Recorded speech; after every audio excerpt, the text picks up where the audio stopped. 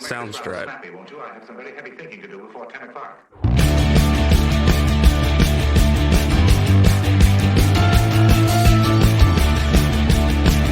Sounds right. Rolling. Today I'm here with Jean Claude. Jean Claude, well, he goes by JC or Jean Claude. I'm gonna call you Jean Claude because I like the name I Jean like the Claude. way how you say it. Yeah. I wish everyone knows how to say it. Jean Claude on the phone. Jean Claude. Yeah. What the fuck? Come on, man. Jean Claude. Yeah. Jean Claude. Come on, it's a French, beautiful. Yeah, man. Don't mess it up. It's a sexy name. Hey, Jean Claude. Before we begin, let's do a shot here. Just a little quick celebration Let's here. go. All right. Cheers. Cheers, man. Cheers. Jean Claude is from Lebanon, but he's been in Canada for about 4 years now. I think you said. So I was born Canadian and Born Lebanese. Canadian, okay. Yes, but I was raised in Lebanon. I lived my life in Lebanon. And I moved to Canada September 10th, 2018. There you go. Yes, we met at a networking event, and from there, Jean-Claude made quite the impression. He rolled in the room, dressed like the way he's dressed right now, with a different suit. Well-spoken, great energy. Paid attention to my presentation for Kaks podcast. Afterwards, had a lot of very reasonable questions that challenged me to think. And I went to that networking event because I wanted to get better.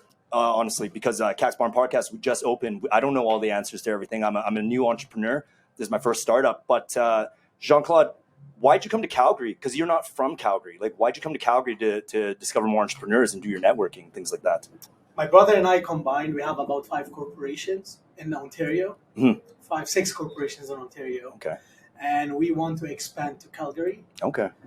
To be honest, we want to expand to different provinces. Yep. And now my mission is to travel across the country to all the provinces because I've only been to Ontario. Okay. And I'm going to travel and we'll see where we end up. You never left Ontario prior to this? No, never. Oh, wow. Okay. Because when we met at the presentation, you literally said you jumped on a plane. You just made a decision like, I'm coming to Calgary. And when you literally said, when I make a decision, I do it right then and there. I was at the multifamily conference in Toronto, and I met some people from Calgary, and I asked some questions about real estate, about like people, if you love living in Calgary or something. This is going to sound bad, but if you go to Ottawa or Toronto and you ask someone, do you like Ottawa? Do you like living in Ottawa? Even people that they were born there, they bitch about it. Yeah. They ask people in Toronto, fuck, so expensive. Lots of homeless on the street. I asked Calgary people and Alberta people in the multifamily conference, what do you think of Calgary? What do you think about Alberta? Oh my God, they couldn't stop talking about it. I'm like, that's it. I'm booking my ticket. Yeah. And that's what happened. I just booked my ticket. Man, I'm born and raised here my whole life, and I've traveled a bunch. I've never lived anywhere else, but even seeing places like Hong Kong, Vancouver, traveling to parts of Asia, I maybe I'm biased, but this place has a different energy. It feels nice. It feels like a big small town. That's the reputation it has, and I think that's just right up most people's alley because I think, and you can probably give me more of your perspective, but bigger city just creates, I feel like, less intimacy with people, you know. But or I could be wrong. I mean, what's your opinion on that? Because you said you felt like people were nicer here. I didn't say nicer. I said they're nice. Okay. Don't get me in trouble here. Okay. Listen, it depends on your goal. Yeah. You want to go crazy with business? You want to make lots of money? Do you want challenge? You pick a city. You want to raise a family? You want a peaceful life? You want to be relaxed? You pick a different city or like a farm or whatever. So it depends on your goals, to be honest. If the city and the location that you're at matches your values, you're good. So if you like a peaceful life, at the same time productive, rent by conservative, they take only 5% tax from you, you come to Alberta. If you want to live and raise a family and make sure it's so safe, but you can't make money, you can't make that much money, and you live in Ottawa. Okay.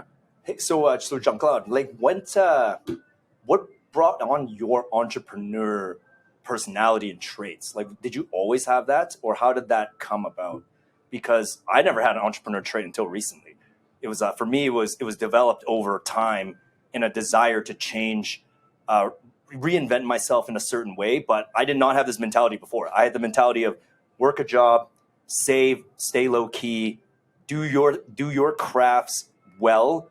Don't try to stand out, you know. But now I've completely had a 180. Not that I'm looking for fame, but I realized I want to become the best version of myself. And I know I cannot do that by being a recluse. So that's kind of something that changed. And that only changed recently. But you're just, the way you've been giving us advice, guidance, just yeah, the way you talk, it sounds like you've already had a lifetime of experience. Now, like, or was this recent? Because you seem like a seasoned vet when it comes to everything you've been discussing and proving with your actions. So I grew up in a house where my father was an entrepreneur. He never worked for anyone. He does not know what's his salary. And since I was a kid, 9 years old kid, he took me to work. If there's no school, there's work. Yeah. Because I was a very challenging boy. Oh, yeah? I would always beat up my friends and give hard time to everyone. Yeah. So he's like, there's no summer for you anymore. You come with me to work. And I started I'm surrounded with 30 plus years old guys, 40 plus, etc. My father had 4 brothers. One of them was freelancer. One of them was in the army. And the rest were entrepreneurs. Okay. Everywhere I sit, they run their own business. One day I asked my dad, I got tired of him. He was like, fucking asshole. I'm working with him and he's expecting too much from me, and I'm like a little kid. I'm like, fuck off, man. And then some other guys come work for me, and I'm like 11. I was really good at what I'm doing with them. So this guy, I told my dad I want to work with this guy, and he's his friend. He's like, listen, we don't work for anyone. You work for me, or you start your own business. Interesting. So it's not like I listened to him, but all these thoughts were implemented in my head since I was a little kid. Interesting. And right then, off the jump. Yeah, man. And then I'm 14 years old. So you wanna know the story how I became an entrepreneur? Absolutely. Yeah. It's Valentine. Okay. JC is 14 years old. I remember that's Valentine in the middle of 14th of February. Yeah. And I didn't have a girlfriend, but there was a girl that I liked. Yeah. And I'm like, fuck, it's Valentine Day. I'm still bad at it till now. I'm like, what should I do? I went to the store. And everything is sold out. It's the day. It's the day of Valentine. Okay. I go to the store and ask the guy I need a teddy bear. I'm 14. What are you expecting from 13, 14 hours, something like that? I feel like a teddy bear is it's too still old, now, too old for 14. Though. Yeah? I don't know. Yeah, I don't know. I think I was 13, 14. I like teddy bear. I think big guys, they still buy fucking teddy bears. Yeah, I guess you're right. I guess you're right. You buy it or you become one. Yeah. So I'd rather buy it. I guess it's because girls mature faster than boys. So when they're 14, they're kind of thinking about the 17-year-old boy, right? So I just think the teddy bear might not have been. But anyway, I don't know. In my days, the teddy bear was a really cute gift at that age. Okay. So I go to the store. There's no teddy bears. They're sold out. First store, second store, third store, no teddy bears. I go to the store. He has 3. Okay. Such a fucking asshole. He wants to take advantage of a kid, and he's like, I can't sell you 1. You have to buy 3 of them. Did he know the other stores didn't have teddy bears? Well, he knows. Okay. He knows, because it's the day of. Oh, because you look so desperate, probably, and he's like, okay. It's it's the day of. He has 3 teddy bears. He's like, no, I'm not selling only 1. And probably I made some kind of reaction. Oh, finally, I found Yeah. You let the clue out. Yeah. You didn't have your poker face. Exactly. Yeah. Okay. Maybe. So I think of it. I'm like, fuck, what should I do now? I'm not going to go home, and I'm not going to buy 3 teddy bears. Back then, I wasn't that good with women, so I didn't have 3 at the time. So there's no point to buy 3 teddy bears. And so I called my friends. Yeah. I called my friend, hey, did you get something on Valentine? And they were just idiots like me, and I didn't get anything. Oh, well, I got a teddy bear. Oh, my God, where? I'm like, yeah, this guy has 3 only, and blah, blah, blah. I end up selling the 2 other teddy bears to my friends. And so it covered the cost of my teddy bear plus profit. Okay, how much did he charge for the 3 bears, and how much was 1 worth? So I remember he asked for about 18,000 LBP. Compared to Canadian, I guess, roughly. What were we back talking in the good days, because now the Lebanese currency is really bad. Back in the good days, the 18,000 was $12, $13, something like this. Okay. 13 American dollars. Okay, yeah. USD. I negotiated with him to Even at 13, you're negotiating? Yeah, absolutely. I'm Lebanese, man. Yeah. So I got them from him for 10,000 each. For 10,000 the total. Okay. The three of them. All right. I sold each for 9. Okay. Convert that again to American dollars here so I can understand.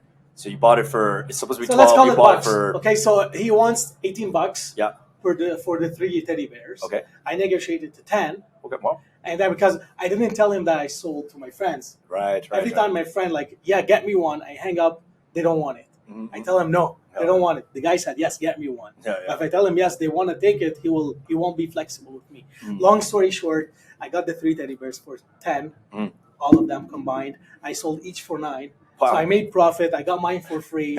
So that was amazing. Oh, It was amazing. And after this, the law of attraction. Yeah. I'm at my dad's store. Wait, what did it turn out with the girl? Oh, sorry, are you getting there? I'm not gonna tell you what happened with the girl. Oh, okay. Come on, man. Okay. She got the teddy bear. She was happy. Yeah, okay, What okay. happened? Okay. It was Okay. just like every other story. Okay. Yeah, She was okay with the teddy bear. Okay. Only, All right. Yeah. When you're handsome, they don't demand too many things from you. Right. Of course. Yeah, you think that I would know that. Yeah. And then a year later, I was my dad owned a grocery store, and believe it or not, my brother and I, we were managing the store at like 14, 15 years old. How many brothers do you have again? How many I siblings? have 1 brother and 2 sisters. Okay, so 4 of you. Yes. Okay. Yeah, so my brother and I, we were managing the store at this. My dad would leave, would bring everything, and would leave us with the employees. We're taking care of everything. Wow. So some guy shows up, tries to sell me perfume. I go take a look at the perfume because, I'm always high. I have perfume, I have my watch since I was a kid. I go take a look in his trunk. He's like, listen, this is beautiful perfume. He's in the army, so he's like, I snuck it in the borders. We didn't pay taxes on it, so that's why it's a good price. Yeah. I tested, it's good. I know it's copy A, but it looks amazing. Like the bottle is great. Yeah. I'm like, how much? I end up getting from him like amazing deal. Yeah. Then I asked him, I'm like, it's right away. The idea came to my mind. I didn't even go home, do a business plan and whatever. I started thinking money, business, exchange, let's sell this perfume. Yeah. Just my brain started thinking this way because as a kid, they implemented these ideas from me. Make money. Right. Sell shit. Yeah. Don't be on payroll. Yeah. So right away, I'm like, okay, I can sell this perfume. I'm in a school. There's lots of boys there. There's lots of teachers. Yeah. They put perfume. Yeah. So why don't I sell it? Yeah. I have a good product, cheap price. Yeah. And I have accessibility. I have a good supplier. So I asked the guy, what would it be if I want to sell it for you? So the guy was like, okay. We came up to an agreement, and then I go to school. Yeah. What I did is I showered with the perfume. So I smelled so much like a perfume. Okay. So I started thinking, like, how can I sell this perfume? And then I've always been a fan of seducing and not chasing. So instead of going to my friends and tell them, hey, do you want this perfume? Let's buy it. I want them to smell it on me and then ask me, where did you get it from? And tell them, oh, I have a good source. Quick question for you. When you said you're always you're about seducing, not chasing, you mean bringing it to you, not going to it. Yes, attracting, not chasing. Because when you chase, you have to try hard. When you seduce, when you attract, you're in the defense. So you're like, yes, no, you are in power when you're seducing. You get to say yes or no. When you're chasing, you're asking them, can you say yes? So if you're chasing a girl, okay, let's put it in a woman way. If you're chasing a girl, you're asking her, like, you bought her 5 drinks that night, you're talking to her, you're always following her, and you'll end up asking her, would you go out with me on a date? But if you're standing on the bar, looking good, drinking, checking your email, and she's like impressed and she came talk to you, now you have my trick. And she'll talk to you. She's kind of asking you to go with her on a date, and you get to say yes or no. So the ball is in your court. Which one do you prefer? The ball in your court, or you are at the weak point? Well, obviously, ball in my court. Absolutely. So you don't need to try hard. You don't need to invest so much time. Where were you when I was like 10? Jeez. So Yeah, man, I went to school. I smelled so much like a perfume. I got kicked out of the class once because like it smelled so much like perfume. But definitely, man, I attract clients. Yeah. Seriously, I made lots of money as a kid. Mhm. I kept selling perfume and watches. I expanded to sunglasses from the same supplier Yeah. for like 2 3 years. The guy is like 35 years old. I'm doing business with him. I'm calling him. Where the fuck is my products? Yeah. Where are you, man? Like you're late. I need to deliver. Yeah. I can't wait for Valentine every year so I can make more money. I go to my teachers, tell them like I manipulate them. Didn't get anything for your wife? Are you insane? She's gonna give you a hard time. Blah blah blah. And like, oh, get me one of your perfumes or whatever. Amazing. Yeah, man. And then You realize how abnormal this is compared to Canadian children. No one, barely. I've never heard of. And if they do this, it's rare. Like people having this kind of rapport just with adults already. But you kind of answered my question. I was thinking about asking. It's because of your childhood. You already hang out with 30-year-old men because of your dad when you were a kid. Yeah. So amazing stuff. But continue. just so you know, my dad didn't know about the perfume business. Oh. And every time he would see me with this guy, he would fucking yell at me or give me a hard time because what are you doing with a stranger and he's like 35 years old? Is he taking advantage of you? Actually, Dads. And like my dad always wasn't a fan of me making money because he thought as a Lebanese dad, if I don't make money, he controls me because he's giving me the money. So But he taught you to be an entrepreneur. he taught me to be an entrepreneur, but I'm still in school. Okay. And I still need to listen to his rules. So he wanted you to be good, but not so good that you instantly eclipse his role, essentially. As a kid, as a father, my kid is young. I just want him now to follow my rules. I want him to always say yes, sir. I don't want him to say no. And what is the most powerful thing in the world? It's the money. So if he doesn't have so much money, he'll have to listen to me because he will come asking me for money. So if I need him for the money, that's what he thought. I was the opposite, man. I was making money, hiding the money, still listening to him. But that's how maybe he was raised, or What about your brother? Did he also share the same traits, or was he more obedient to your dad, if you will? My brother is a great entrepreneur right now, but as a kid, he was like an A+ student. He was always like, yes, sir. If he doesn't like the rule, he would just like go to his room sad. Me, like, I don't like the rule. I'm arguing with you, even if you're gonna hit me after. I know I'm gonna take what I want from you. Like my siblings, if they want something from my dad, they would come to me. I'll go talk to my dad. Because I know how to talk to him. Yeah. Yeah. Okay. So I was making money and not spending it because I wasn't actually selling shit for the money. It was just The thrill. so satisfying to be able to get something, better it, and sell it triple than what it costs you. Like this guy, 35 years old, can't even sell it the price that I can sell it because he's a loser. He's lazy. He doesn't want to try hard. Yeah. Right. Okay.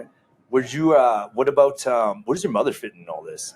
Or she just a mom that was like? I think she had a very amazing role because she was a great mother and great wife. Yeah. So she was taking care of us. She was Canadian, and then you're. So my mother was born in Canada. Yeah. And when she met, she went to Lebanon for vacation with her parents. Yeah. And my dad did this thing, and he married her. She never went back. And we have a beautiful weather there, and he was making money. So why the fuck do you want to live in -40 degrees? That is true. When you sell it like that, seems like a slam dunk. Yeah. Yeah. Well, now not anymore. You can't make money in Lebanon. It's not. Yeah. It's not the same anymore. I'm not familiar with its current situation at all. You said it's pretty corrupt over there right now and just rough. So it's very safe. It's Yeah. very beautiful if you want to go on a vacation. It's not like what the CNN tells you. Fuck them. Yeah. They talk shit. They tell you like it's not safe. Someone got kidnapped. Nothing. People there will host you, will feed you, won't expect anything from you. They want you to have the best time. But in Lebanon, it's very hard for me to say it, but if you have money, you can multiply it. If you don't have money, you're losing money. It's getting worse for you every day. And now, my generation and the younger generation, they're really smart. They got so many remote jobs. They're surviving. They're helping their parents. Listen, people are not hungry there. Yeah. They will always find a way to eat. They won't give up. Right. Because our government doesn't support losers. They're not gonna feed you if you don't work. Right. So you have to work. Circumstances there, you have to fucking work. If you don't work, they'll like you'll die hungry. Yeah. Okay. And then so because basically Lebanon sounds like it couldn't contain you, so you had to like bounce over here so that you can spread your wings. I've always dreamt of coming to Canada, and I had the Okay. citizenship, so I'm like, all I have to do is like just book a ticket. Yeah. And most importantly, I wanted to come to Canada for the freedom. My dad was like really grabbing us from the fucking balls. Yeah. Like if I go to the beach, I go to the beach and he doesn't know. Yeah. Because there's naked women there. Like, what are you going to do there? Oh. You can't party, you can't do shit. And also after I graduated, I was working and I was like doing really amazing at what I do. And the results is just like, I felt like I have to kiss lots of ass to get what I want to get. And I'm like, I'm not going to kiss a loser's ass to get what I want to get. And then, I'm like, that's it. I'm out of here. Sweet. Very good. Did you leave behind like a lot of friends and everything like that? Or is it like, you're like, you know what? I have to do this, like I see you knew guys lots later. of people. I was close to lots of people, but I wasn't really good at, like, I have close friends. I've never invited a kid to study in my house. I've never went to a kid's house. Yeah. It never happened because, like, I was a 9 years old man just talking to 35 years old and going to work. Right. Shit, like, we didn't have, like, the play dates and shit like this. This doesn't exist in our life. My brother and I, too, You're not studying, get to work. Mm-hmm. I actually respect that. I mean, I feel like, I feel like our society is a little soft. I'm not complaining. That made me who I am. Yeah, no, I respect that. I mean, obviously, your wealth of knowledge. Well, hold on. This might sound really stupid of me, but is English like a main language over there too? Like, why is your English so good then? Or like, what, like? Well, thank you, but I don't think it's so good. It's the vodka. Okay, no, I don't know. Because if you've only been here since 2018, that's still like, did you know a little bit of English or like walk me through that? Yeah, good question. So first language in Lebanon, it's not Lebanese, it's Arabic. Arabic, okay. Second language is French. Oh, okay. Third is English. Okay. As a little kid, they used to teach us French and Arabic from day one in school. Okay. And then in high school, they start teaching you English. Oh, okay, and I went to an American university in Lebanon. Oh, okay. So I actually know some German too. Oh, sick. So in Lebanon, that's a funny video. In Lebanon, they teach us all kind of languages. They know we're leaving one day. They know we need the Spanish, we need the English. In university, they give us elective courses like Spanish, all this stuff. Sorry, what do you mean by you took an American university in Lebanon? So there is American universities in Lebanon. So there is American University of Technology, American University of Beirut. Okay. And these are really expensive private schools. What is the okay, again, educate me here. Like, I mean, like growing up in Canada, like I know Lebanese kids, and like I had friends that were Lebanese, and like I always get my hair cut by people who are Lebanese. They like the best barbers ever. Anyway, I'm sure they tell you funny stories. Oh yeah, and I just love talking to them. Like, yeah, I really do. I mean, yeah. But right now, I guess it was the history of Lebanon. Was it highly like the French obviously made a big like did they expand into there or something? Like why is French? That's how I got my blue eyes. Okay. I visited my grandmother. Okay. I got European features. Yeah. That's true. That's a joke. Maybe I don't know. She had blue eyes. I think they visited her grandmother. Yeah. Or something. Yeah. Okay. All right. Okay. So the history basically essentially is like the French essentially went over there and then implemented a lot of their ways and then Americans did too. Like is that why there's American universities? No. Like I really feel stupid. American university. No, man. Asking is great. You will be less stupid after this podcast. Yeah. So France stayed in Lebanon for many years. Yeah. And we adopted the language. We decided to keep it because it's a language, and Lebanese people always have left their country. Mm-hmm. So knowing more languages, it's good. Yeah. Oh yeah. So they implemented this in the schools, and then after this, they implemented the English because they knew it's necessary. Yeah. The modern marketing ways, best videos, best marketing strategies, it starts from Lebanon and Dubai in the world. Uh-huh. US follows, then Canada follows. Just so you know. No, I know Canada doesn't invent anything. So no, we do invent lots of things in Canada, of course. Like it's a great country. I'm not. We're definitely little bro though. On the big scale of things, Canada's not big bro leading it's the not charge. that open-minded for new things. They want to see it succeeding with others, then they will take it, right? In Lebanon, they kind of create it because they're crazy and you can never satisfy them. So they keep on creating shit, especially also in Dubai. So when we started the juice bar, Juice Dudes, Yes. I started doing marketing for juices in 2018. Now in 2023, businesses are doing the same style that I was doing 3 years ago, 4 years ago, and we started the juice bar 2019. So 4 years ago, I was doing marketing. Now people are like getting open-minded and they want to try it. The videos that I was filming at your pub today, at your bar, you know, these things I was doing at Juice Dudes 4 years ago. Yeah, dude, like that's what I'm trying to say. Like, do you feel like an alien that just landed on a primitive fucking planet or something? No, man. You know, I'm here, like not understanding like Lebanon's history and this and that, and then like even just simple little video tricks that you were showing me there that I was just like right there in front of me the whole time, and I brain didn't even think to go in that direction. By the way, Shawn has an amazing bar, and this is the first time I see a podcast in a bar.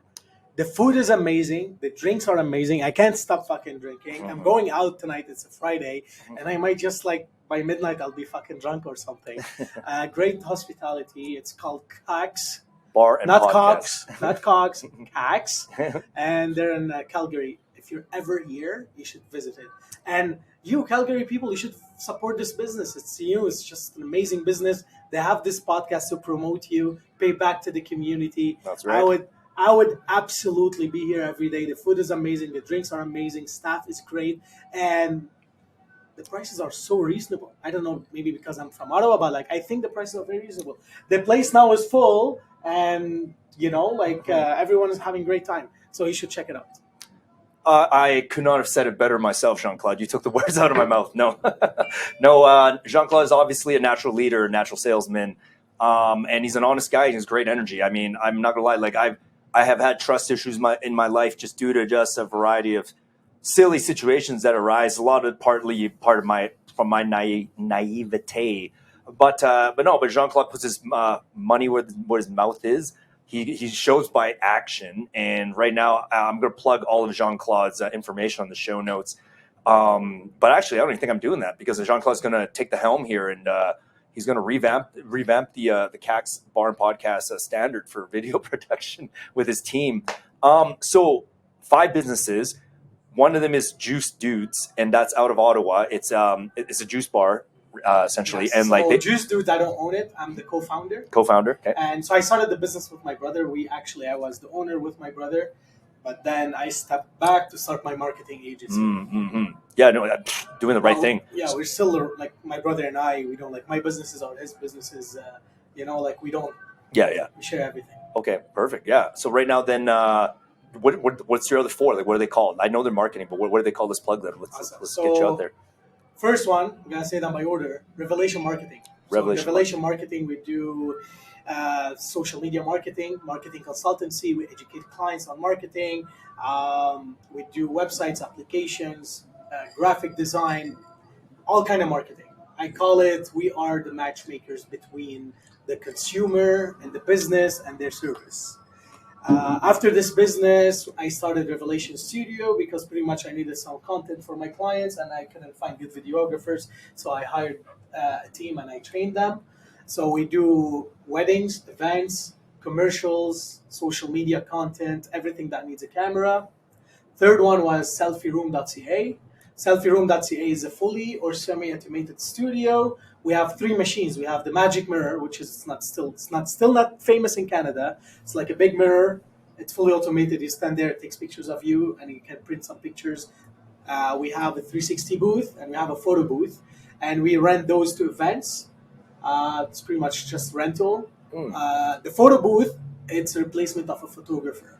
So let's say you want to get some headshots done. You know how much it costs you? $250 to $500. With the photo booth, we have a fully automated system, amazing camera, amazing quality, lighting, everything there. You book a session, it's 30 minutes. It costs you $70. Check it out, selfieroom.ca. $70. You can walk in the studio, take your own pictures with the remote control.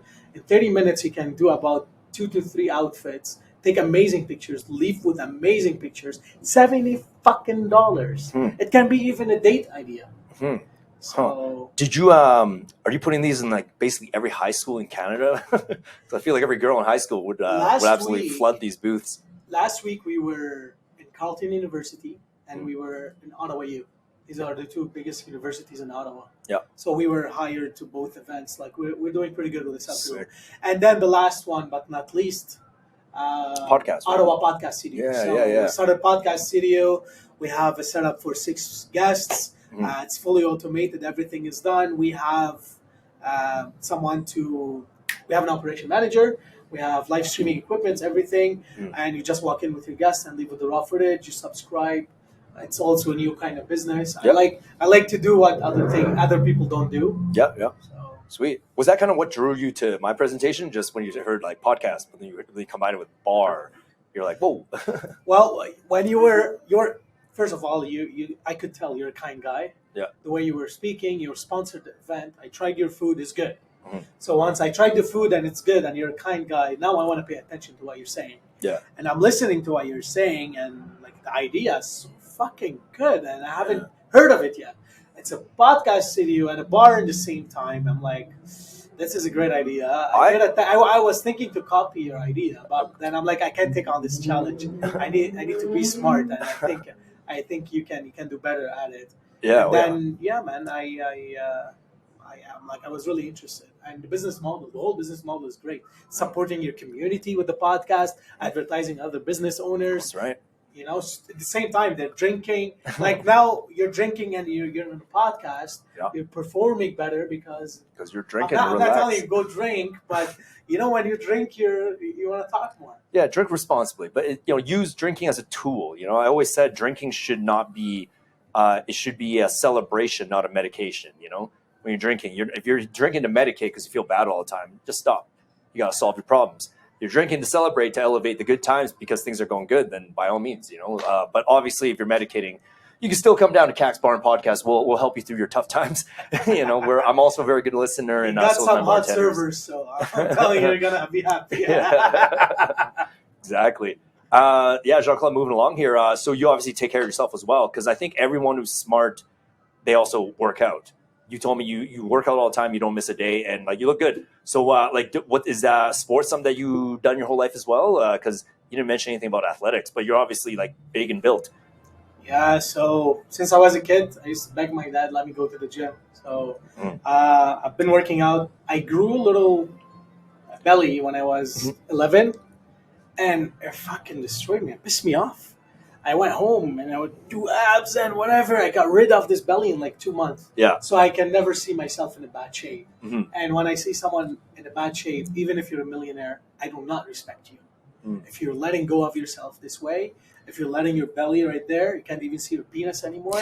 The fuck you're doing? That's true. Especially men. Women look good with extra pounds sometimes, But men, they never look good when they're fat.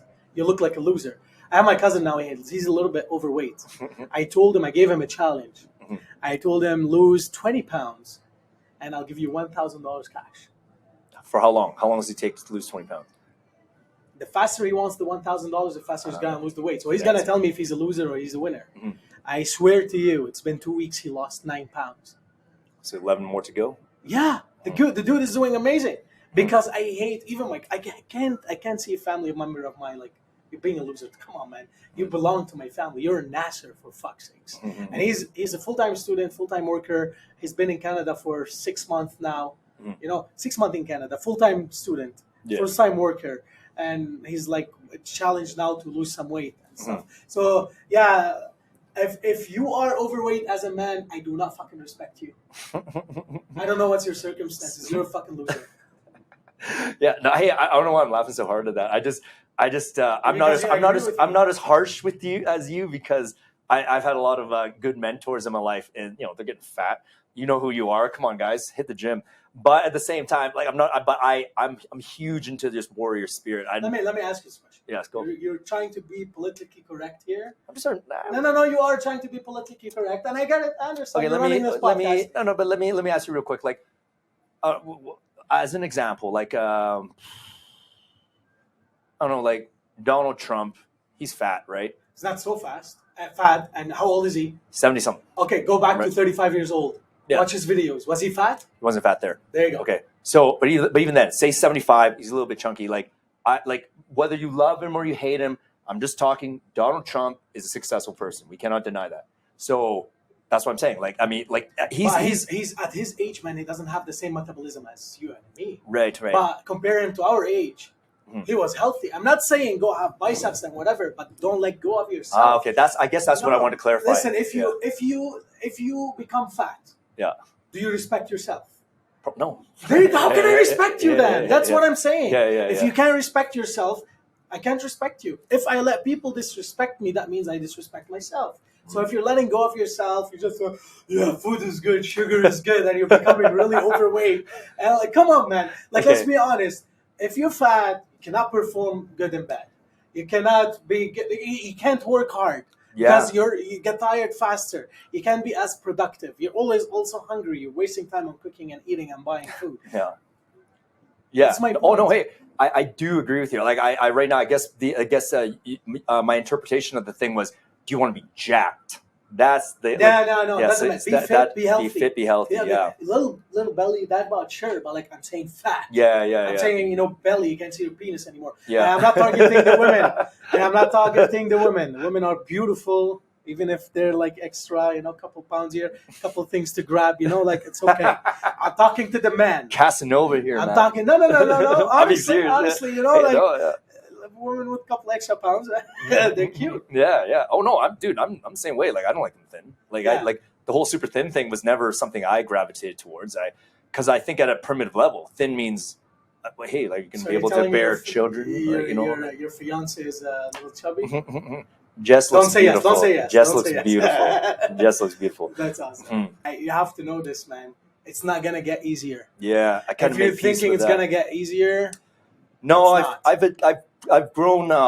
My last podcast with Rachel, we addressed this, and I used to enjoy having fun, if you will.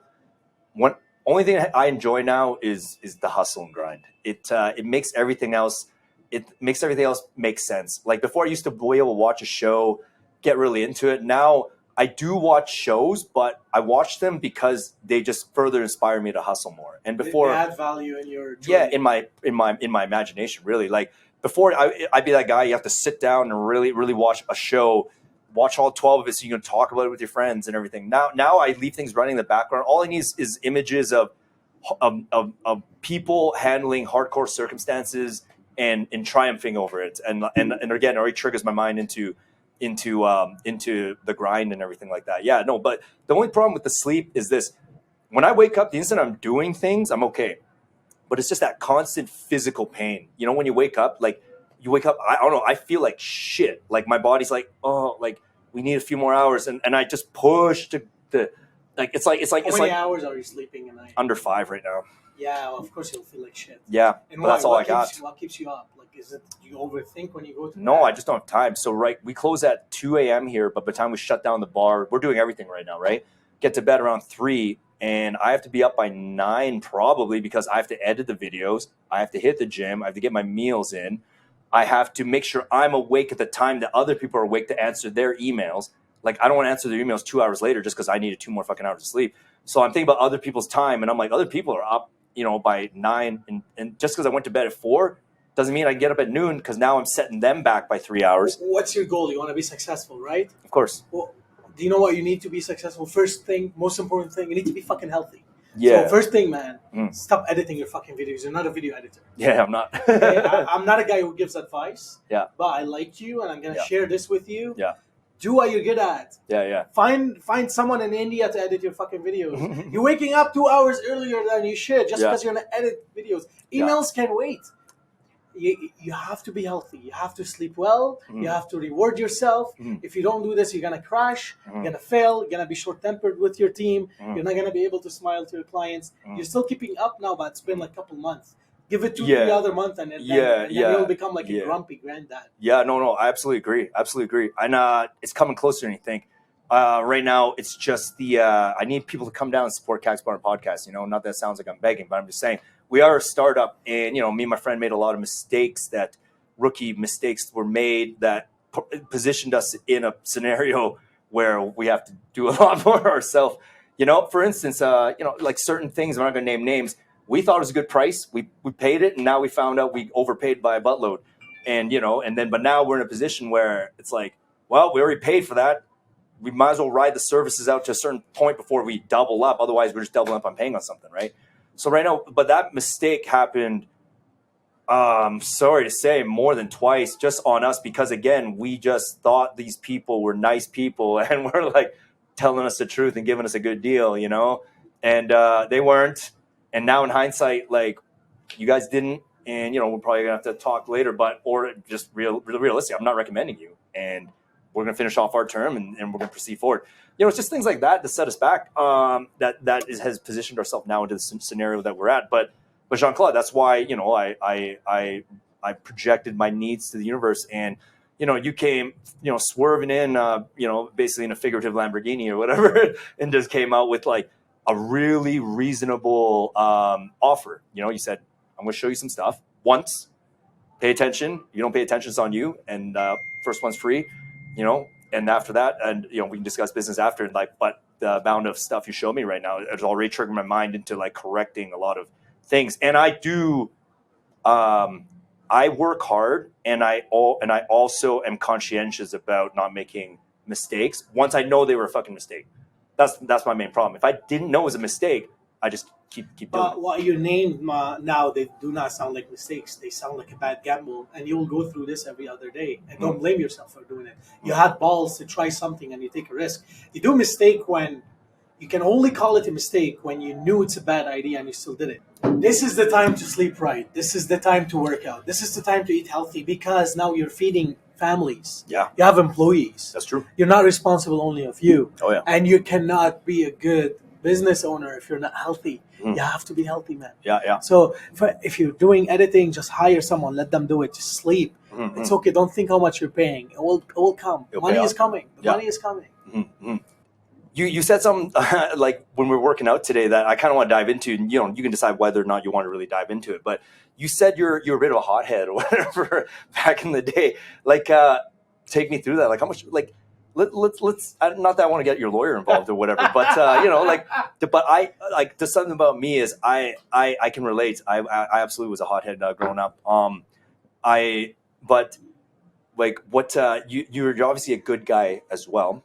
And it shows through your kindness of offering some really good services and advice and things like that. But what was it because of your relationship with your dad that you were just kind of like hardcore and then like got yourself into some messes and stuff like that, or like just take me through that a little bit, you know? I didn't get myself into messes, but I was like, no one can fuck with me still till now. Mm-hmm. But before I learned that I can defend myself with punching someone. Yeah. Now, like, did you box? Like, cause you I did. My brother and I, we were trained, and we actually fought. Just boxing? Yeah, kickboxing. Kickboxing. Say, kickboxing. Muay Thai or kickboxing? Kickboxing. Okay, sweet. So no elbows, no knees? No elbows. But Okay. I know how to. Yeah. No, that's cool. Yeah. No, I love all martial arts, by the way. That's actually my first love. I love combat sports. I love it. I can do Joe Rogan's job. I'm like an encyclopedia with that shit. Like I memorize fighters' stats. I trained myself in a variety of things. I never fought professionally, but I know this sounds silly. Do you bet on games? Do you bet? I don't bet because I don't. You know, honestly, Jean Claude, I just never took the time to learn the games. Okay, that's it. But like, whenever my friends ask me for who do you think is going to win in a fight, because I know my stuff, I'm often right, and I almost think I'm like, I should bet on some of these fights because like I it's not just who's going to win that night. I'm so intricately like an encyclopedia of these people's lives. Like I just naturally follow their Instagrams and it sticks. Like I know, hey, this guy, I'm pretty sure he didn't train this week because he was at this event because I know he flew here. And then I was like, he's fighting a wrestler. And then I compare this guy's NCAA All-American, this guy's high school. The psychology with the I know training, I can already read history that. With everything. And then just even weird shit too. I'll just look at that fighter's girlfriend page and see. I can almost predict what's going on in their personal life. So you do all this and you don't bet. Exactly.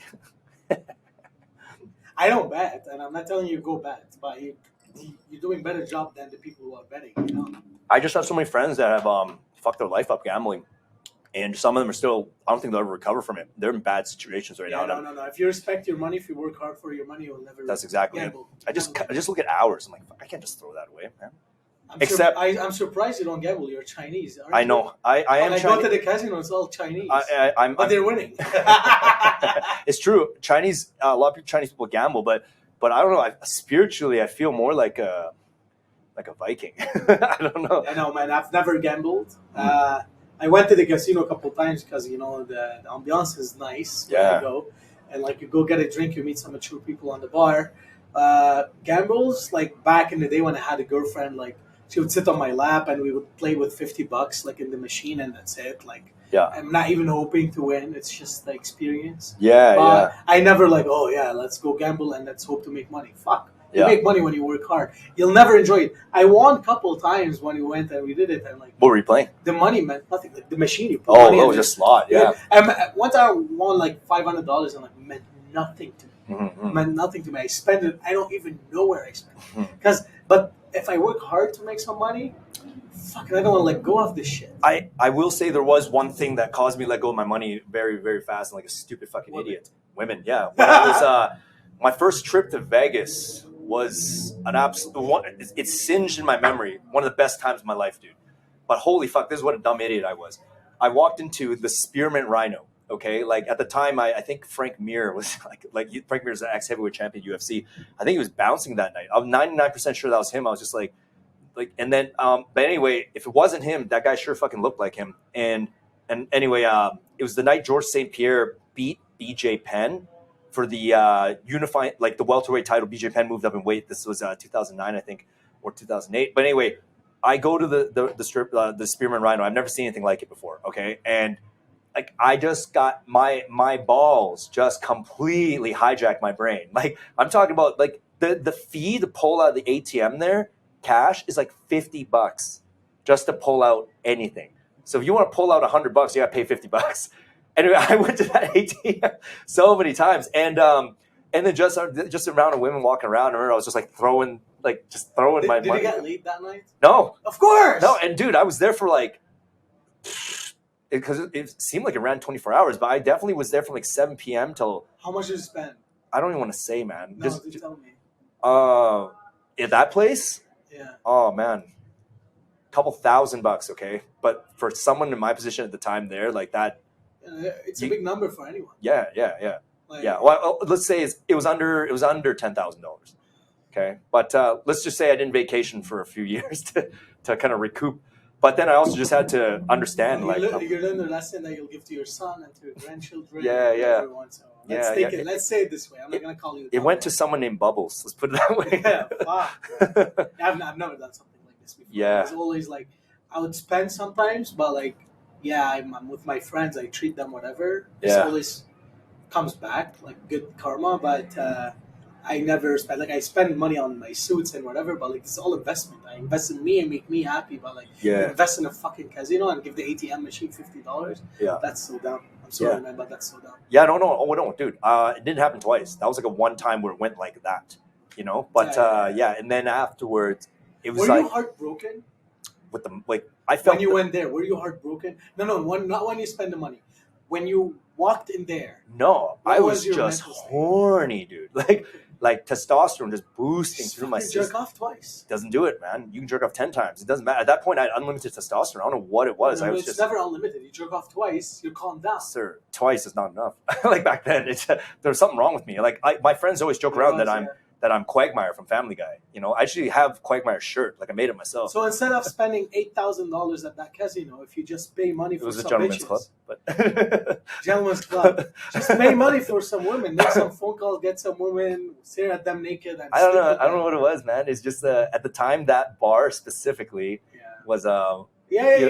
you did it once. That's good. You didn't Yeah. do it twice. But no, yeah. I couldn't. Like I literally couldn't. Like because you didn't have enough money. didn't have enough money anymore. the second time because I bought my place, right? So like I actually was a homeowner now, and like I was working in oil and gas. I was making good money, and but everything was flush to set myself in that position. Other than that, I was always good with my money. Like I always paid for my cars up front, no debt, nothing like that.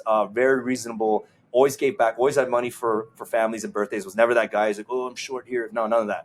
But at that time, like I just learned right there. I'm like, people make fun of it, but there is such a thing as a sex addiction. Like it really. Because the amount of dopamine I was released, it's not normal. And I realized that. Because the way I talked to all my friends at the time, I'm like, why is everyone else not reacting like this? You know? And they're like, I don't know. It's kind of like what you just said. Like, I'm done after a couple lap dances. And I'm like, really? Like, I had a stripper, dude. She took off her clothes. And I was like, He put it on and take it off again. Like it was like ridiculous. You know, guess how many times I've been to the strip club? None. Once. Okay. Once and like. Jean Claude, that was my past life. I'm an engaged man now. I'm not judging you. I'm not judging. I'm not saying I'm a better man. I'm not gonna say. Oh no, you are. I'm not gonna. You are a better man. I'm not gonna trash talk myself. You are a better man. Listen. We all have our bad habits, and I'm not gonna talk about them right now. But I've been only once, and I didn't like how I could see tits without working for it. I didn't like, and I didn't like I can pay for something to get it. Like no, Yeah, it has to be a smarter. you're game. just an entrepreneur through and It through. has to be a smarter way, man. I have to like give her this eye contact. If I give her the eye contact and then she takes off her bra, it means way better than for me than like I'm paying her money and then no, it's not fun anymore. Yeah. No, hey, I agree. I don't do. You cook a meal, you cook a burger at home, you make it from scratch, and you go to street store and you buy it. Which one do you have? Of course. more fun with? Whatever you put your soul into has more of an impact on your soul. Hey, no, Jean Claude, you're not wrong in any way. Like I'm not. Like no, everyone. It's just a fun story for other people to hear. Yeah, you but heard the it's story about costing stupid. $1,000. Fuck it. Probably, yeah. I can't get over it. Give me some drinks. Yeah. So yeah, talking back about I'm hard-headed and shit. Yeah. Man, I grew up in Lebanon. I didn't Yeah. grow up in Ottawa. Yeah. It's like, like How many all fights? your friends are bullies there. They love you, Yeah. but they're bullies. Yeah. And I used to bully bullies. Mhm. I never bullied like a kind guy or like a weak person. But like a bully who bullies all the school, Yeah. I'm fucking bullying them. Nice. I don't go after the weak ones. And Mhm. like, I don't like anyone to come talk bad to my brother or my friends. Like, listen, if you're hurting someone I care about, I'm in the front line. Because you're in a culture where you have to be a fucking monster. You're not a monster, dogs will fucking bite you. They will eat you out. Mhm. No, that's bad. They will eat you. And seriously, man, if you show weakness, Yeah. you're like surrounded by sharks. I actually like that though. I like that kind of mentality. I feel like look at what it's I don't know. I just feel like it made you into who you are, and right now I just feel like there's Yeah, something. we're never depressed. Yeah, well, we're never you guys always have a mission, right? And your stress levels is heightened in the right way because like good stress is actually good for the body. Like bad stress is when I say bad stress is like feeling actually sad. That's bad, but like Good that stress is stress of challenge. challenge stress is good. That's what all old people who are kind of young looking is because they're constantly challenged. That's it. Like all old people who aren't challenged, Yeah, they fade fast. I grew up. You gotta have balls. If you don't have balls, you're fucked. Like, here's a funny story. We were in high school, and some guy, like, I was standing with my friends, and my sister, she was with her girlfriend, like with her friend. She's a lady friend, and then a guy comes and introduces himself. Hey, my name is George. What's your name? To her friend, she said, I'm Sandy. And then he goes to my sister, what's your name? She's like, my name is blah, blah, blah. I'm JC's sister. The guy says, I did not say hi. I did not see you. I'm sorry I wasted your time. And he fucked off. And then she felt good. She felt instantly protected. That's why she mentioned my name. Yeah. So, especially in Lebanon, you got to be like this, man. Yeah. And even in Canada, like now, like what I see, I don't see it as safe as it used to be before. Like I'm from Ottawa. Every weekend there's stabbing. Yeah. Every weekend in Lebanon and downtown Beirut, there's no this shit. It's safer. Mm. So, and I'm not trash talking. I'm not comparing. I'm in Canada. I love it. I would never go back and do business in Lebanon. I respect the culture here. I respect everything. You're just calling it as you see it. Now, these days, in 2023, you need to have balls. You need to help your son to have balls. It's not okay to cry over everything. It's not okay to be emotional. Yeah. You have to fucking have balls. You have to man up. Hey, speaking of manning up, I want to ask you. You brought up heartbreak at least twice or three times now on this podcast. Like, do you? Okay, how am I wording this? Because every man's gone through heartbreak, and heartbreak's fucking terrible. Like, especially if you've never gone through it. It's one of those weird things that will it'll leave a mark, and it'll leave a mark for a long time until you get out of it. If you never get out of it, like I definitely have went through like depression. Like now that I'm so far out of it, I don't even want to use that word, disgust me. But at the time when I didn't know better, it does drain you completely because especially if you get dumped.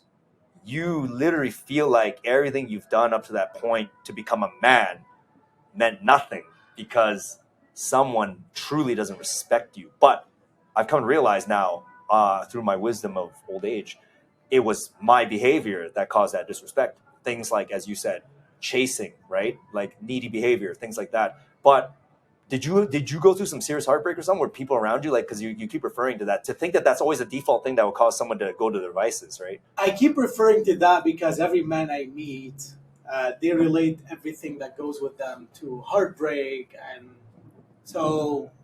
I believe that men don't act like men only when they're heartbroken, and then when they're thinking with their hearts and their penis, not when they're thinking with their brain. And when do you think with your penis or with your heart? When you're loving something or someone. So, and when you say heartbreak, I don't mean relationships only. Heartbreak can be friendship. It can be anything else. And I believe all your actions now are a reaction of some traumas happened in your past. And when I say trauma, it's not like this negative trauma. It's like experiences you learned when you were a kid. You lost a friend, you fucked up with a friend, you did a mistake with your parents, someone mistaken with you. So, yeah. Well, I told you about mine, and I kind of already, I talked about it yesterday on the podcast with Rachel. Yeah. Oh yeah, I got a lot of my temper stemmed from when I was 12 over that beating at the bus stop. Yeah, like I got my ass kicked. Like I actually thought I was going to die. Like I just remember feet, bottom of Nike and Reebok shoes, like repeatedly on my face, like 4 kids stomping me out, and I was just like thinking, oh, this is how it ends. Like and then also just the pain sensories, like, and I remember after that it was like just something got programmed, like some stubborn programming came where it's like, if someone ever snaps at you, you snap back right away. Like, I don't care what the circumstances are, because they will do it again. So you snap back, and not only snap back, you mean it, but now that's a dumb, brute way of thinking, because it's actually probably cost me many times being able to do business or have a situation. But I've also realized, like, as bad tempered as I am, like, I've never snapped at someone like that without them doing it first to initiate. Like, I never initiated. So you're always protecting yourself. Yeah, because of that. But that now I think is silly. I need to reprogram it, because like, like when people yell now as grown-ups, it look, it's not a grown-up thing to yell, but at the end of the day, it's like, was the guy going to pull out a knife and shank you? No, he was obviously fired up about the topic at hand. Like, I should stay calm, but it is almost like a weird, but I'm becoming more cognizant of it now, and I'm getting the handle of it. But the reaction is being controlled, but the internal, my adrenaline actually spikes the instant like someone raises their voice, because I'm always like, like it's like, so that's something there. That is trauma. Absolutely. It got diagnosed for me, actually. I didn't even know about that until like 10 years later. Like, yeah, I believe like trauma, put it this way, like experience. So like, if I go and I'm on the street now and I see a situation, someone approach me, want to talk to me, how do I talk to them back? My brain starts telling me, listen, remember when that guy spoke to you, and that's how you should speak to them, and you can maybe make money from them, you can be friends, and they can be a threat. So like, this is a trauma. This is like past experiences that they are reoccurring in your life right now, and that's how you make your judgments. Yeah. I think everyone has trauma. It's people who don't have trauma have trauma, and what I mean by that is, like, people who had a really easy life, their trauma now is that they didn't have trauma, and they know that they're missing a big piece of their being. They're checking on us if you want drinks. Yeah, give me more, baby. Jean Claude, we did an hour already, a little bit over. Do you want to keep going for maybe 10, 15 more minutes, or do you want to? We gotta pay for it. You don't want to pay for nothing. Okay, we'll wind it down. Let's and I guess your editors can kind of edit out this little. We can go if you want to go. If you don't have nothing. Yeah. Okay, we'll go 15 more minutes here. Yeah. Right now, what's again? I don't know why I'm fascinated with this, because you're, again, you can answer if you don't want to answer it. You don't have to answer it. But why is a guy like you not choosing a family and a relationship and stuff? Because you're gonna make a great dad one day. These advices need to be spread to some young man eventually. I'm sorry, I'm not trying to just the young boys need this, right? Because this is like this is the life force of turning into a person, But what's with you still living like James Bond right now? Thank you. You're being very kind, man. It's not like I don't want a family. I do have a family. I have a father, I have a mother, I have sisters, I have a brother. I have friends that I care of, and they are blood to me right now. I have team that I care about them, and I never want to see them in need of money or of advice or of anything, and I'll always be there to them. So I kind of have a family now that I have. But to answer your specific questions, why I don't have a girlfriend, I'm not dating, I don't date, I don't have a wife, I don't have kids. Well, I have a very good reason. Your balls work, right? That's my reason. Oh. I want to live in my dream house. I want to drive my dream car. I want to travel to all the countries that I want to travel. And then I want to get married. And how I picture it is I want to have a castle, and I want my future wife to walk in this castle and sit on the chair and take care of my castle. I do not want her to build it with me because, Wow, that's like the opposite of the gold digger fear. yeah, well, it's not, no. Listen, if your woman builds the castle with you, she'll have a saying. It's 50-50 relationship. And 50-50 relationships are never healthy. But you can never ask her, oh, it's not 50-50, but you're paying half the bills. I'm providing. I'm protecting. And by all means, I'm providing. I'm protecting. And if I want to get married, I don't want to marry a money maker. I want to marry a mother and a wife. And I bet you to everything I have right now, no woman can be a mother, a wife, and can please a job.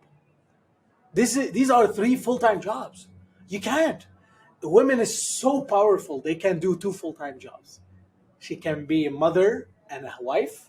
She can be a mother and a worker. She can be a wife and a worker, but she cannot be a worker, a mother, and a wife. She will lack in one of those three, and most likely she's gonna lack at being a wife. Come on, man! Like, I'm working 6 days a week. When I'm that, now I'm working 7. Working 6 days a week. I'm working fucking 11 hours a day to provide for family and like feed this fucking castle. And then I want to come back home to a tired woman from kids and work. Who's fucking me? Who's making me fresh meals? I can't make it for myself. I work 12 hours and I'm not gonna jerk off. Like, seriously. Yeah. But if you put her in a situation, hey, let's build this castle together. No, you gotta change diapers. I'm never changing diapers. I'm not disrespecting any man who does. I'm just saying that's how I want to live my life. I think if a marriage will last if every person in this relationship taking responsibility of something. You cannot have two CEOs in one company. You can only have one. In a house, you can't have two people running the house. Only one person runs the house. And I'm not saying the woman does not have a saying. I was having this conversation with my sister the other day, and that's really important. I know it's taking time, but that's really important. The man is leading. He's the leader. The woman is following and making sure the other followers are good, the kids, but doesn't say that she's not helping with directions. A man sometimes picks the wrong direction. The women should not be here, should not say stop. The woman should redirect. In her position as a follower, she will redirect by asking questions, by being kind, by showing him the mistakes in a nice way. Yeah, I totally can. Well, your editor's taking the helm for this episode. We can edit that if you even want to talk. Like, I appreciate the answer. That's something I would have asked you. No, fuck it. Let's put it out there. I've answered some people. I have a policy now in 2023, and it's on my social media accounts. I put like my rules for 2023, and one of them was like to stay single. Mm-hmm. And I'm fucking happy as fuck. Mm-hmm. I'm traveling so much. I'm meeting great people like you, mm-hmm. and I'm so productive. Mm-hmm. Yeah, no, at the end of the day, I'm not anyone to talk. Like, I don't have kids. Almost all my friends do. That is probably something I do want, but right now I do have a bigger theory as to why that situation is what it is. I think, again, maybe you can comment on this with me. By the way, your answer is an amazing answer. I don't judge you for that, and I know you didn't give a fuck even if I did judge you, but I don't judge you.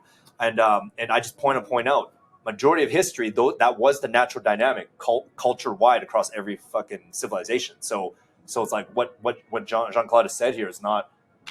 It's not offensive or nothing. Forget history. You know, it's common fucking Yeah, sense. yeah. You can't have two CEO in one company. That's it. Yeah, Period. yeah, exactly. She's the boss or you're the boss. Yeah, exactly. And deep down, like a lot of women, they deep down do want to just they want to be the mother. They want to, you know what I mean? Like now yeah, it's now more than ever. Yeah. You know how many women I mean? Oh fuck! I'd love to stay home and take care of the kids and shave my pussy and you come fuck me after.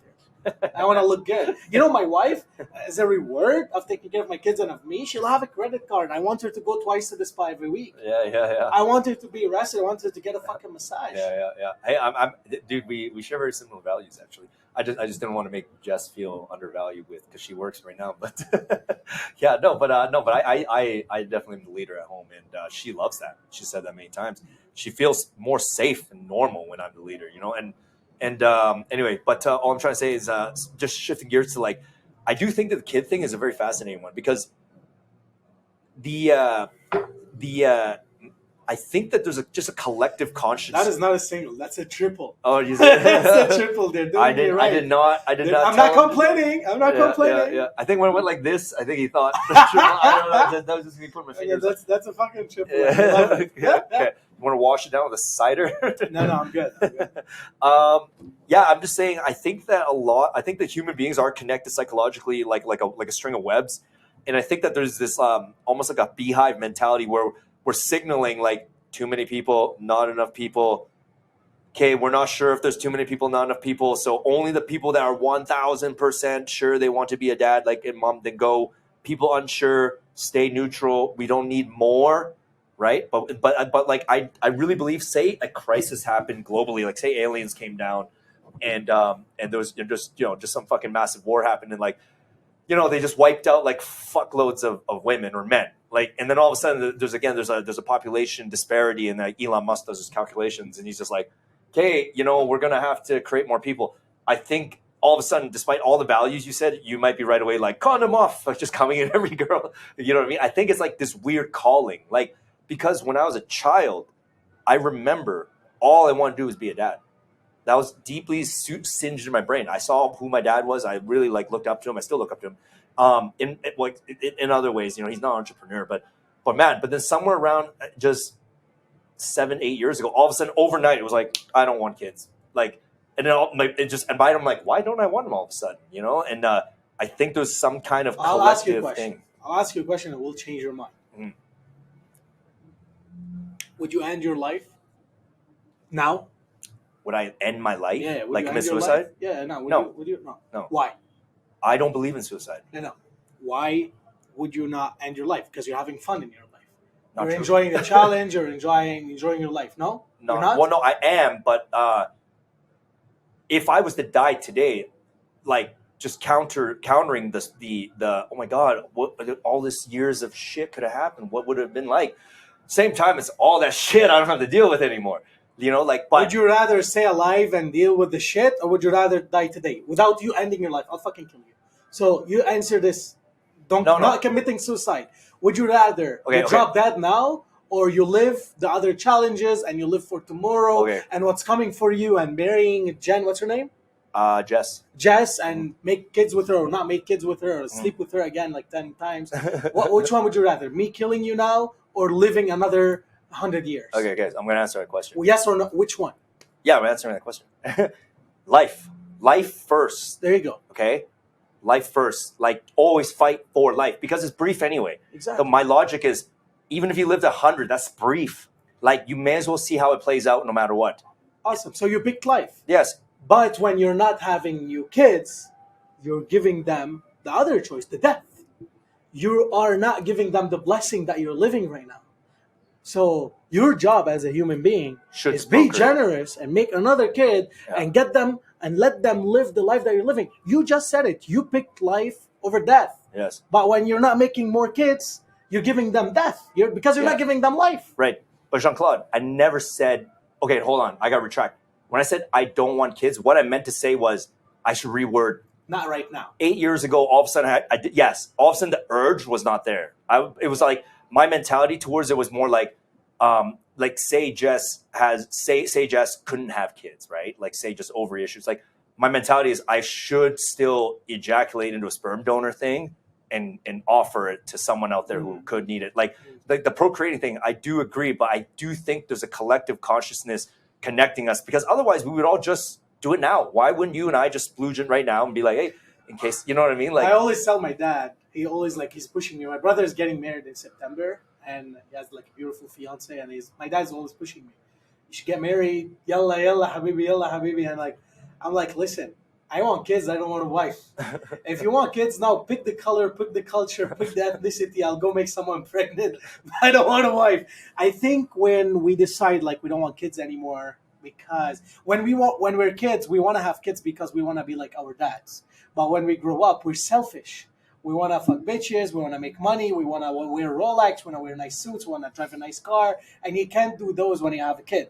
So it's kind of selfishness. But at some point after you do all this stuff and then you want to get married after, I know I'm ending up with 5-6 kids. I know I'm going to end up with a bunch of kids and beautiful wife. This is going to happen. But only when I'm ready. Financially, mentally, and everything. Because I'm not going to start a family and put my wife in a situation where she's miserable. She can't have her favorite brands and whatever, and like healthy penis. Yeah, I love your answer, and you're obviously a fucking smart guy. So that's the most thought out explanation I've heard in a long time. It's just fascinating to me when you see someone like, you know who Charlie Hunnam is? No idea. He's the actor who plays in Sons of Anarchy. Maybe I know his face. I don't know. He's handsome fucking dude. Like blonde, like he kind of looks like you, but he's full white. Maybe that's why I don't know him. Because he's handsome. Yeah. But Charlie Hunnam, like man, like him and his wife just were like, nah, we're not having kids. Like they just, and he's a multi-millionaire super actor. And then they asked like, oh, is it your wife can't have kids? He's like, actually no, like she's healthy and fertile. But and then he went into a philosophical explanation. He just said like, look, I can't find the exact interview, but I can tell he said something, but I knew what he was really trying to fucking say, okay? And if he says that this is what he's really trying to fucking say, like if I was in a room, that would call him a fucking liar, right? Okay? The guy, he basically said, so bear with me on this, because like he didn't say this. He says, I have such a privileged life.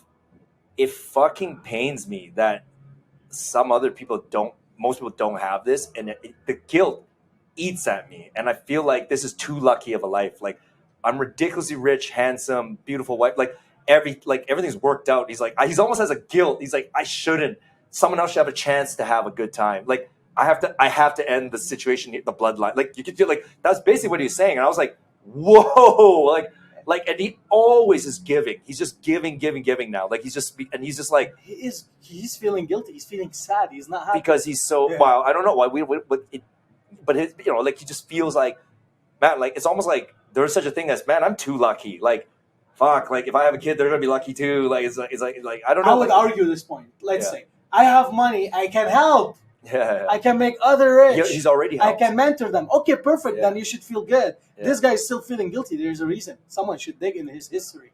Yeah. Seriously, you're feeling guilty and you're helping. Like, how can this happen? You earned it. I don't know. You made money, you earned it. If you're feeling guilty and you're rich, that means you're a piece of shit. That means you did something sketchy. That means you took advantage of someone and you can't get over it. Come on, you're feeling so guilty and you're helping. Man, I want to be fucking powerful so I can help so many people. Could my theory have also been correct though? Small chance in your mind? I don't know, man. Because I believe if you're actually happy and you're not suicidal, you want kids. Yeah. And if you don't want kids, that means you have the wrong friends around you, or like you have the wrong idea, and you need to have a good friend who's gonna tell you, listen, man, you're not fair. You're not being fair. You're being selfish. Being a piece of shit. You're there. You exist for a reason. You exist because you need. How many people do you help? Have you helped in your life? Wow, what do you mean by help, though? Help, give an advice, support, give actual help. A lot. So if you have 2 more kids, each one of them will help a lot. Yeah. And then they have kids. That's how we can survive. Yeah. Jean Claude, I'm not saying don't have kids, people. Like I believe the human race needs to procreate as well. You know, don't get me wrong. I hope to have kids in a way, but at the same time, I mean. Like I don't know, maybe you gotta edit things out. I mean, it's the easiest thing ever. Get someone pregnant. like just have some kids, man. Anyone who doesn't have kids or doesn't want kids, like they have depression or they're sad or like this little guy, what's his name? Well, The it's not actor? with Charlie Hunnam, but Yeah, I don't know like- if, again, I preface it heavily. I don't fully know if that's what he meant to say because he talked in such a long-winded circle. But like, I have a great friend, and I actually I take him to lunch every couple of weeks, and he doesn't want to have kids. He has a girlfriend and whatever. He's now 65. He never wanted kids, but guess what? His parents dumped him when he was 7 years old. so there's trauma there. There's big trauma. He feels like if he gets kids, he's not going to be fair enough. He didn't tell me this, but he told me about the trauma. You know, Robert Kiyosaki. That's why he said he didn't want kids because he has no kids. Him and his wife, Kim, and because it was an interview. It's pretty recent, and the guy was like, "Oh shit, I thought you had 10 kids." The internet says you have 10 kids. Robert Kiyosaki came out and said, "I have no kids, even though I have 2 dads, rich dad, poor dad."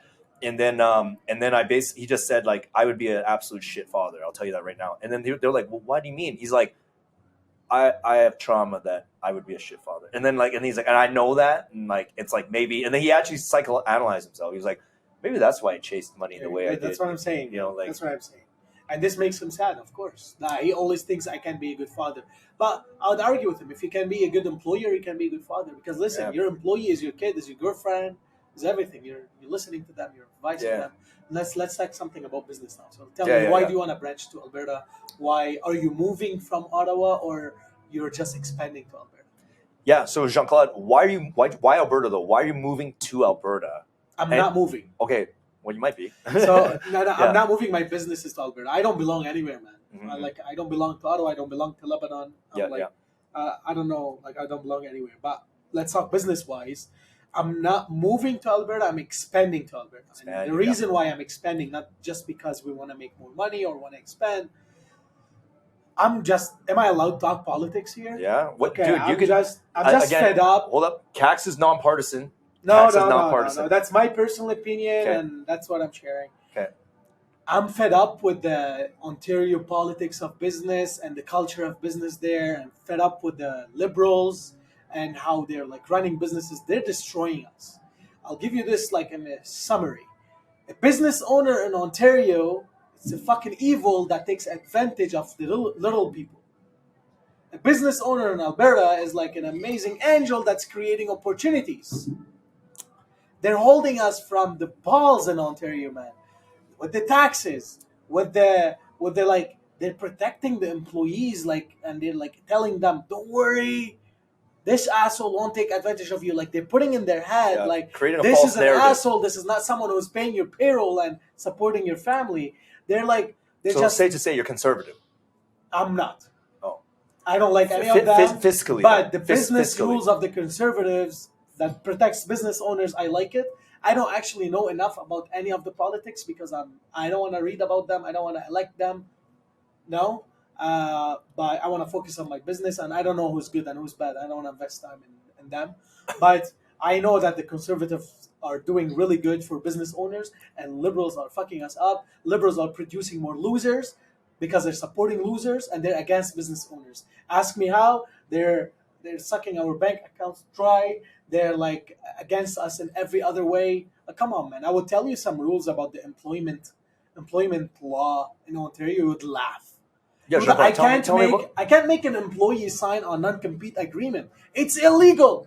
So I hire an employee, I train them, and they can leave me and chase my clients. Or no. They can work for me and get clients on the side from the same city that I'm located in. And I can't make them sign against it. I can't tell them, no, you can't do this. They can sue me if I make them sign on this. Literally, bro. So it's like they just have a hardcore socialist agenda.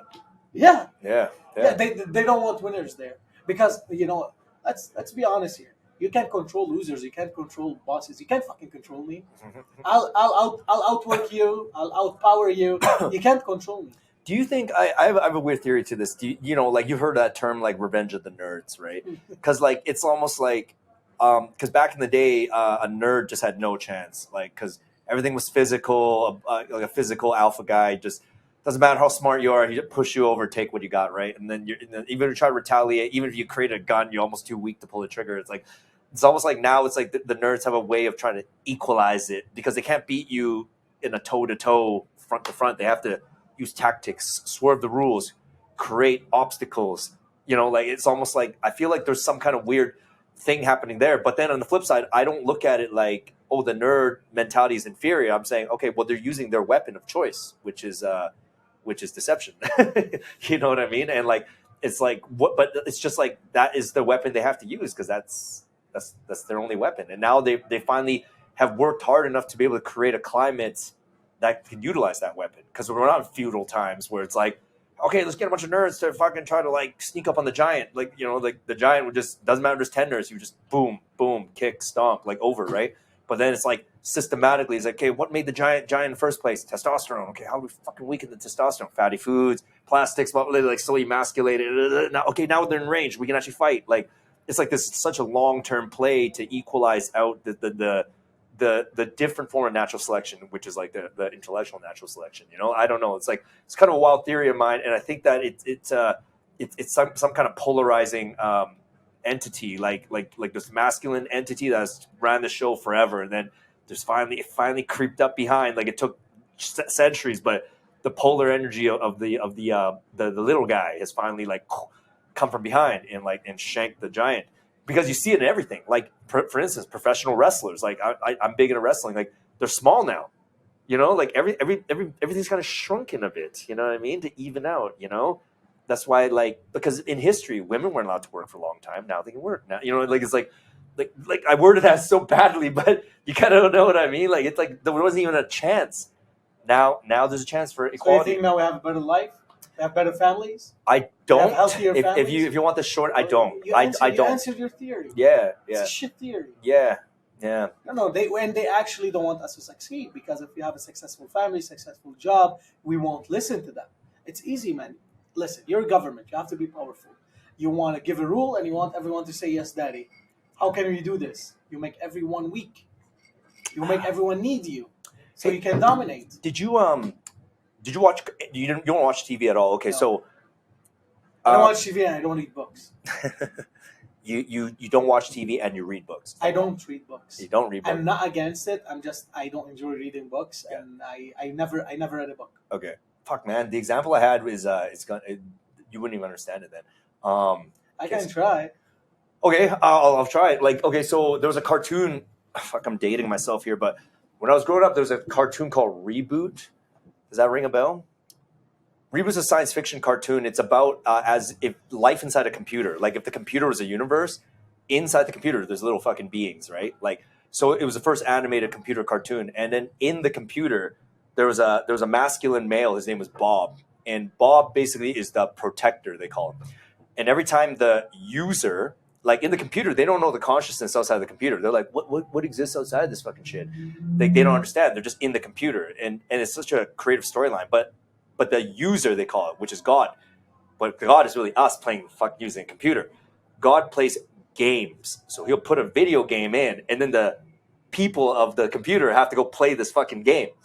And every time they play the game, if they don't beat the user, they lose it, which is God, but which is us. Like, they lose a piece of the fucking, they call it mainframe, which is their world. A piece of mainframe gets destroyed. Now, basically, there was a little kid named Enzo who looked up to Bob. And then one day, Enzo's like, Bob, I want to be just like you. And then Bob was like, well, you can't be like me because you have to be strong like me to beat the user, to play the games. And then one day, Enzo wished really hard. And then he was like, I wish that I could beat these games. And then there was like a cosmic voice that was actually perception of whatever God was. And he says to Enzo, is that really what you want? You know you're not strong enough. And then Enzo's like, yeah, I want to be like Bob. And then the next day, a game comes in to attack mainframe. And then Bob happened to be sick that day or whatever. He was gone. So Enzo's like, I better go be the hero now. So he goes into this game. He plays the game, but the game is stupid. Like the rules got dumbed down so that a child can beat the game. Okay? And then in the end he beats the game, but there's no that, like mainframe didn't get better. In fact, it got dumber. And then in the end he realized, he's like, okay, to lower the rules to include me is not the right way. I should work hard to get strong so I could beat the rules. And I remember learning that as a little kid watching the lesson. I was like, oh, it's kind of like basketball. It's like hey, the hoop is 10 feet high. Why don't we lower it to 6 feet so everyone can kind of dunk? You know what I mean? Like, it's like, no, because then you don't get to see LeBron James and Michael Jordan and Shaq and everyone. Like, if anything, we should maybe up it one more foot.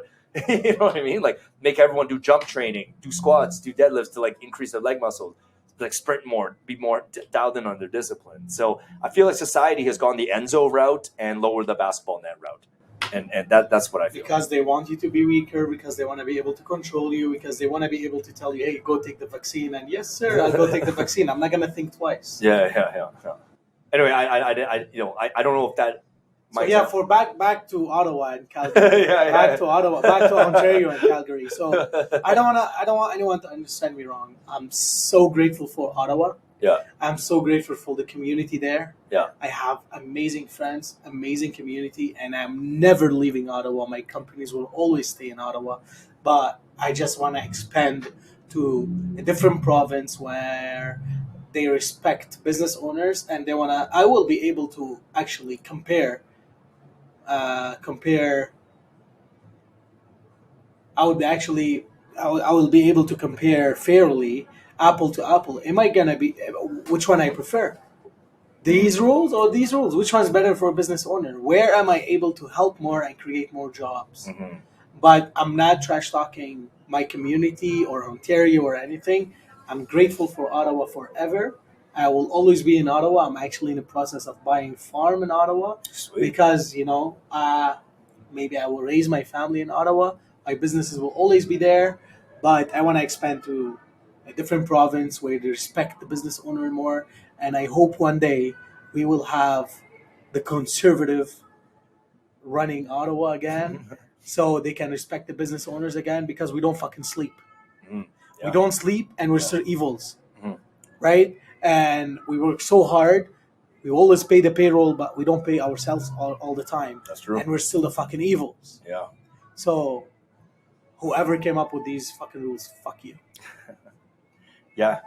Jean Claude, I think let's wind this down here. This was fun. I think you took a little glimpse into my mind, and I definitely took a glimpse into your mind here. You're absolutely, man. Absolutely. You're fascinating. I learned so dude. much from you tonight. Absolutely. Yeah, I don't know. I said some silly shit, but hey, glad you did this. I look forward to Thanks for having me. Yeah, I look forward to doing some more. And hell, if I'm in Ottawa, I'm going to use your podcast studio there and continue branching off. Yeah, and we will talk soon. And do you have anything else to add? Otherwise, I'm going to plug Kaks one more time here. I'll honestly, man. Did you plug your businesses one more time? I mean, like, yeah. It's like no, man. Like, let's talk about Kaks. Like, Kaks is like beautiful bar, amazing food. Again, I don't want to repeat this. We sound like chasing when we're saying this, but if you don't come here, you're missing out. You bring your girlfriend here, you bring your boyfriend. You don't feel like you're being chased. Everyone respects you here. It's a great community. It's a safe space. It's a good place to drink. The owners are around you all the time. Like, I don't know. All the time. I would, and again, you rarely see businesses supporting their community. These guys, they have a podcast studio. They have all kind of equipments. They spend so much money to support business owners, and not just business owners. If you have an idea and if you have something you want to say, and you're from Calgary, you're welcome to come say it here at this podcast. Exactly. And for free, right? You're doing this for free. Yeah, for free for Kaks Bar Podcast. You're on this show just like there you go. Just like Jean Claude here, free. There you just come chat. Well, chat. you're with me for free. I should have charged you, but yeah. it's just too cute. I didn't charge you because you're cute. Yeah, but like you guys, like, I don't know. You should be flooding to this place because he's supporting you back. And again, man, like, listen, that was a pleasure. I worked out with you today. Yeah. We had a meal with us together. Mm-hmm. We did a podcast today. I hope we can become friends. Oh, I think we're friends already. You know, yeah, we're gonna keep drinking. So that always builds friendships. Kaks Bar Podcast on platforms: YouTube, TikTok, Instagram, Spotify, Apple, and Facebook's coming soon. All at Kaks Bar Podcast, one word. Okay, guys, have a great night. Bye. Good night.